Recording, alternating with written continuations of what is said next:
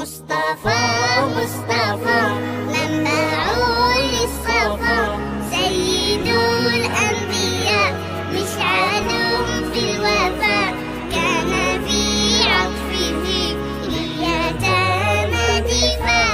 مصطفى مصطفى منبع للصفا، سيد الأنبياء مشعل في الوفاء، كان في عطفه لليتامى دفاع.